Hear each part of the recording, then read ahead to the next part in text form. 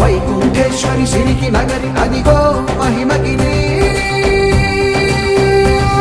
ఈ కొండపై మా కండగా ఆ విష్ణు పాదమే వెలసింది వేదాలనే విభజించిన శ్రీ వ్యాసపీఠమై విరిసింది